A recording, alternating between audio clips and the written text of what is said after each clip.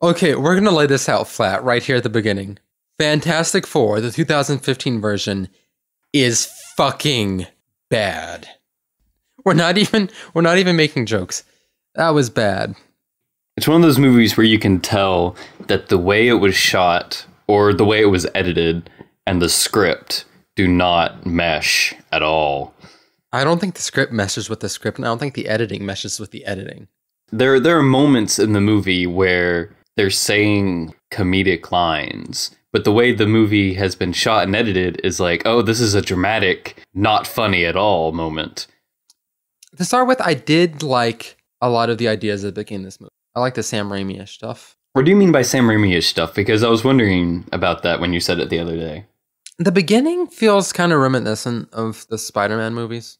It feels like it's shot to be in a similar kind of world, and Reed Richard, he's kind of portrayed like Peter, like he's dorky but friendly and everything. Like it feels reminiscent of the Spider-Man movies. See, I didn't get that at all. The opening scenes, especially when he's a kid, are so flat and lifeless. I didn't say they weren't flat and lifeless. I just said they reminded me of Sam Raimi. Well, Sam Raimi's Spider-Man is joyous and fun and comical. It's everything this movie is not. The entire first half of this movie is backstory. That's all it is. It's just like setting up the characters. Really poorly established backstory. Really badly written, poorly established characters for the entire first half of the movie, and then they get their powers. And everything in the first half is completely irrelevant because almost all of the exposition that they give you in the first half of the movie is repeated in the second half of the movie. And what's not explicitly repeated, you can infer.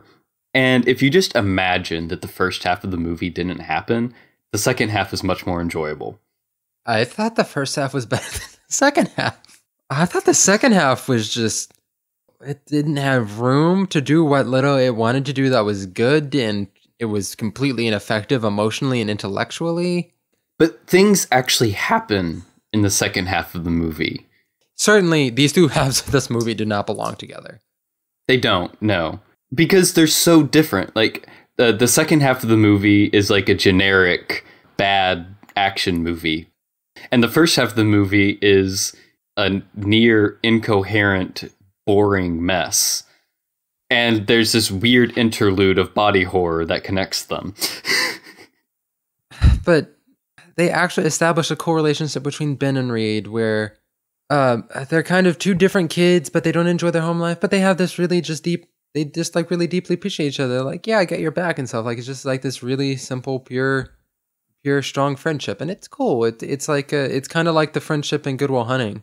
That might have been interesting if they had done what I thought they were going to do and shown the movie from Ben's perspective. Or done anything with Ben, or done anything with that dynamic. I mean, he disappears from the movie for most of the first half. And then in the second half, he's in the movie a lot more, but Reed is off who knows the fuck where, and they barely interact at all.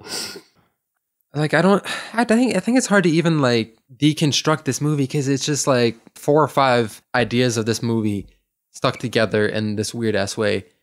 I would like to edit this movie. There's maybe a good 40-minute movie in there. I think the ideas could have made a decent TV series, a short TV series. Well, it's very similar to that Power Rangers short film. This movie could have been just like that.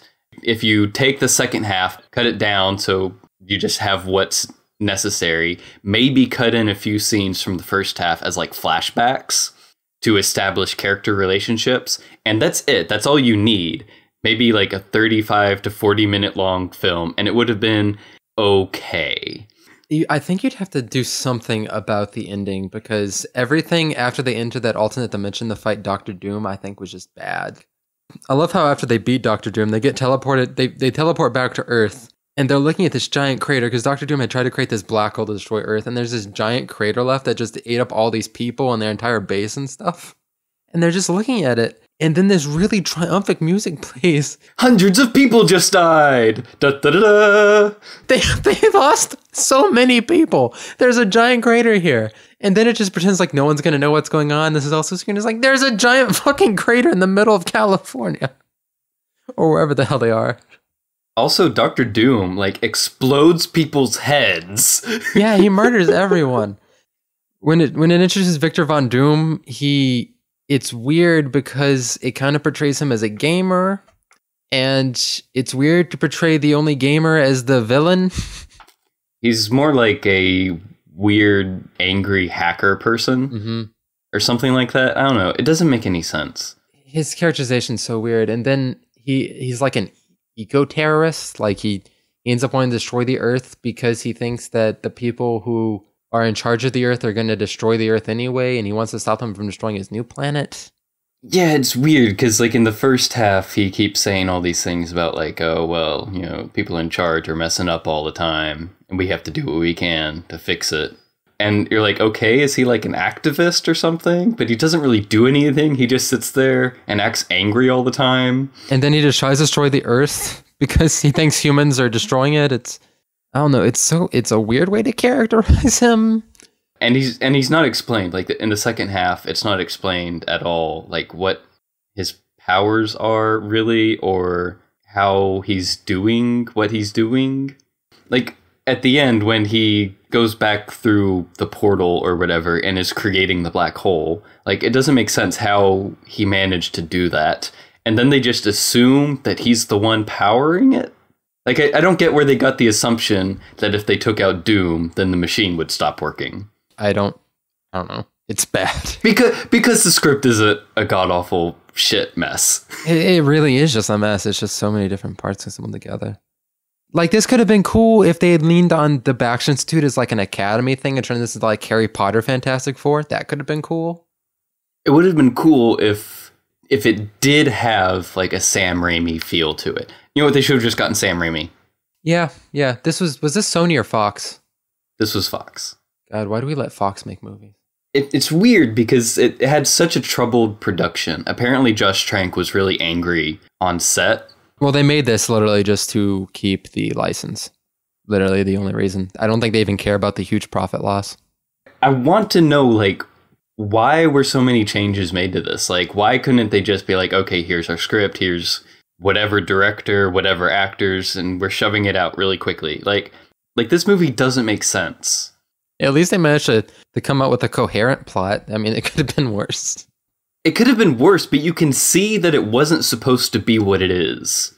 Like I said, it does have lots of cool ideas. The body horror stuff could have been a cool take. The anti-government stuff could have been a cool take. But then all of these are mixed together, and then none of them are executed well, and you don't care about any character, and nothing is surprising, and it's just, ugh. It's like someone took a steamroller to the whole thing and was like, okay, we have all this variety and different elements. We need to make all of this the same gray lump. You're right on the mark there. This does feel like hard, sweaty concrete.